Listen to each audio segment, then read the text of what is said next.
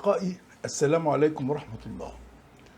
قدم التلفزيون المصري منذ أول بث له في 21 يوليو عام 1960 الكثير من البرامج والمسلسلات والأعمال الدرامية الأخرى التي لاقت نجاحا كبيرا منقطع النظير، إلا أن بعض من هذا التراث الضخم أصبح لا يوجد لأسباب فنية، منه المسلسل اللي هنتكلم عنه النهارده، واللي كان وقت عرضه مكسر الدنيا من نجاح اللي حققه.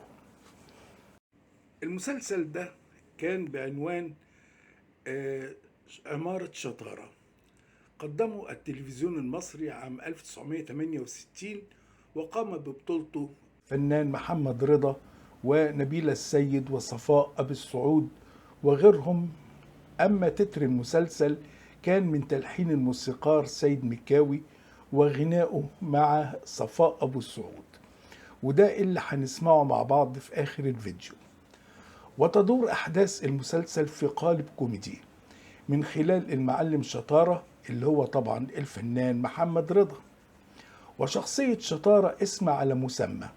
فالمعلم شطارة رجل شاطر استطاع بجهده وكفاحه أن يبني عمارة تحتها دكاكين لأنشطة تجارية. وزي ما قلت تدور أحداث المسلسل في قالب كوميدي من خلال العلاقة والمواقف التي تحدث بين المعلم شطارة وسكان عمارته ومستأجري الدكاكين. ومما يذكر بأن الفنان محمد رضا كان رافضا في البداية تقديم هذا المسلسل، فلم يكن راضٍ عن الاستمرار في شخصية المعلم، تلك الشخصية التي حصره فيها المخرجين منذ أن قدم بنجاح كبير عام 1958 شخصية المعلم كرشة في مسرحية زقاق المداء لفاطمة رشدي.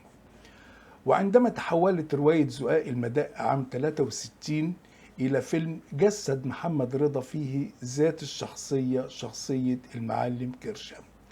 وقال الأديب العالمي نجيب محفوظ عنه: محمد رضا عمل الدور كما رسمته بالضبط وبنفس الشكل. المهم في النهاية اقتنع محمد رضا انه يقدم مسلسل عمارة شطارة، وحقق نجاحا كبيرا. وقدم بعده مسلسل عماشة عكاشة الذي كان بمثابة قفزة كبيرة لحجم نجوميته في الشارع العربي بصفة عامة.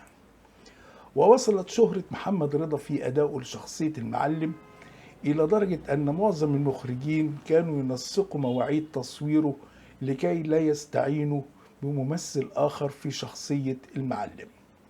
فقد اكتشفوا أن داخل محمد رضا معلم وابن بلد حقيقي، وأن هيئته وابتسامته البريئة وملامح الوجه السمح الطيب الودود تؤهله لكي يصبح ملكا متوجا على عرش هذا الدور الذي يضمن لصاحبه أن يدخل القلوب. ويرحل محمد رضا ويترك تراثا فنيا راسخا في وجدان الملايين الذين عشقوا فنه وحفظوا إفهاته وطريقته المميزة، بعد أن منحته شخصية المعلم الخلود الفني. ودلوقتي أسمعكم تتر المسلسل اللي من تلحين سيد مكاوي وغناه بنفسه مع صفاء أبو السعود، لكن للأسف لا يوجد تسجيل له، فهغنيه بصوتي وأمركم لله، وشيء أحسن من لا شيء، لأن التتر كلماته ولحنه جمال جدا. ودلوقتي أقول لكم التتر.